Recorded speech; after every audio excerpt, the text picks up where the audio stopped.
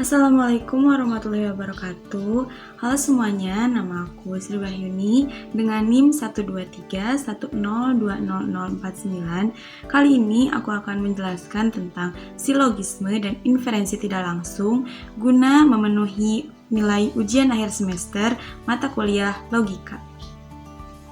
Sebelum kita memulai ke materi, aku mau nebak. Pasti kalian akan bertanya-tanya kan, apa sih silogisme itu? Dan apa inferensi tidak langsung itu? Nah, karena kalian memiliki pertanyaan, maka aku memiliki jawaban. Jangan lupa tonton sampai selesai. Tanpa berlama-lama lagi, kita langsung masuk ke pembahasan.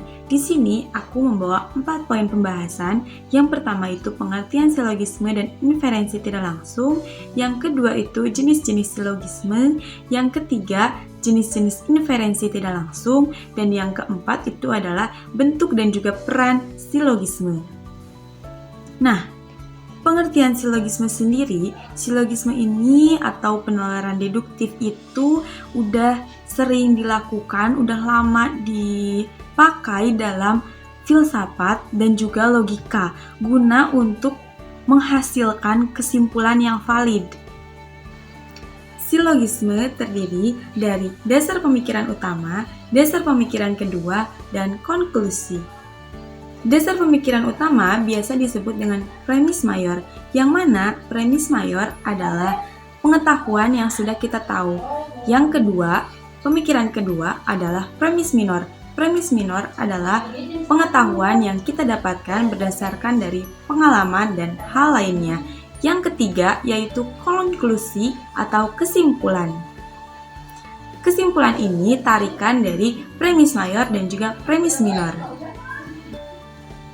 Silogisme memiliki 3 jumlah term. Yang pertama, term subjek. Yang kedua, term predikat. Yang ketiga, term medius. Term medius ini merupakan penghubung antara premis mayor dan juga premis minor. Setelah kita mengetahui apa itu pengertian dari silogisme, kita masuk ke pengertian inferensi tidak langsung. Dalam logika, ada 2 jenis inferensi. Yang pertama, inferensi langsung, dan yang kedua, inferensi tidak langsung. Kesimpulan dari inferensi tidak langsung, dia selalu menghasilkan kebenaran baru yang berbeda dari premis-premisnya. Nah, untuk jenis-jenis dari silogisme, silogisme memiliki 5 jenis. Yang pertama, silogisme kategoris. Yang kedua, silogisme hipotetik. Yang ketiga, silogisme disjungtif. Yang keempat, silogisme entimen. Dan yang kelima, silogisme alternatif. Silogisme kategoris itu biasanya menggunakan kata semua atau hanya. Contohnya seperti semua tumbuhan membutuhkan air. Itu di premis mayor. Di premis minor, akasia adalah tumbuhan.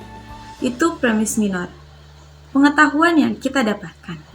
Nah, kita tarik kesimpulan dari 2 premis tersebut yang menghasilkan konklusi atau kesimpulan akasia membutuhkan air. Yang kedua, silogisme hipotetik. Silogisme hipotetik biasanya menggunakan kata jika, maka. Nah, silogisme hipotetik ini contohnya premis mayor, jika hujan turun, maka tanah basah. Sedangkan premis minornya yang kita tahu hujan turun. Maka kesimpulan yang kita ambil ialah tanah basah. Yang ketiga, silogisme disjungtif. Silogisme disjungtif ini merupakan pilihan yang mana bisa memilih A atau B sesuai dengan keputusan disjungtif. Contohnya seperti matahari terbit atau matahari terbenam.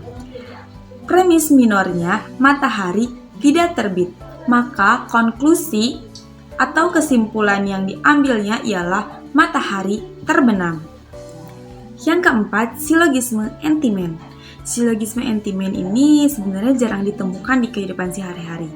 Tapi baik dalam lisan maupun tulisan, silogisme entimen ini terdiri dari premis mayor dan kesimpulan.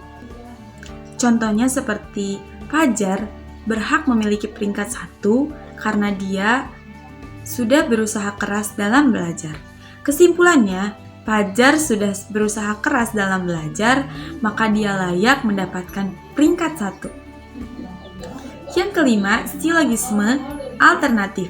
Silogisme alternatif ini premis mayornya premis alternatif, premis minornya membenarkan salah satunya, dan kesimpulannya itu menolak alternatif. Contohnya seperti premis mayornya kakek berada di Bandung atau di Makassar. Premis minornya kakek berada di Bandung, maka kesimpulannya kakek tidak berada di Makassar. Nah, setelah jenis-jenis silogisme, kita akan masuk ke jenis-jenis inferensi tidak langsung. Jenis-jenis inferensi tidak langsung ada 2. Yang pertama, penalaran induktif. Yang kedua, penalaran deduktif. Penalaran induktif ini adalah penarikan kesimpulan dari hal-hal yang khusus ke yang umum. Contohnya seperti premis 1, Fania membeli apel di Cimahi, rasanya manis. Premis 2, Elsa membeli alpukat di Cimahi, rasanya manis. Premis 3, Budi membeli mangga di Cimahi, rasanya manis. Nah, dari ketiga premis ini, kita tarik kesimpulan yang mana buah-buahan di Cimahi rasanya manis. Yang kedua, penalaran deduktif. Penalaran deduktif ini kebalikan dari penalaran induktif, yang mana dia itu menarik kesimpulan dari hal-hal yang umum ke hal-hal yang bersifat khusus. Contohnya seperti premis 1 atau premis mayor, semua ikan hidup dengan cara berenang. Premis kedua atau premis minor, paus termasuk ikan. Konklusi atau kesimpulan yang kita ambil ialah paus hidup dengan cara berenang. Nah, sekarang kita masuk ke bentuk-bentuk silogisme, yang mana bentuk silogisme ada 4. Yang pertama, silogisme subjek predikat. Yang kedua, silogisme 2 predikat. Yang ketiga, silogisme 2 subjek. Dan yang keempat, silogisme predikat subjek. Nah, yang pertama, silogisme subjek predikat adalah premis mayor menjadi subjek, sedangkan premis minor menjadi predikat. Yang kedua, silogisme 2 predikat, yang mana term perbandingannya menjadi predikat di antara 2 premis. Yang ketiga, silogisme 2 subjek, yang mana term perbandingannya menjadi subjek dalam kedua premis. Yang keempat, silogisme predikat subjek, yang mana premis mayornya sebagai predikat dan premis minornya sebagai subjek.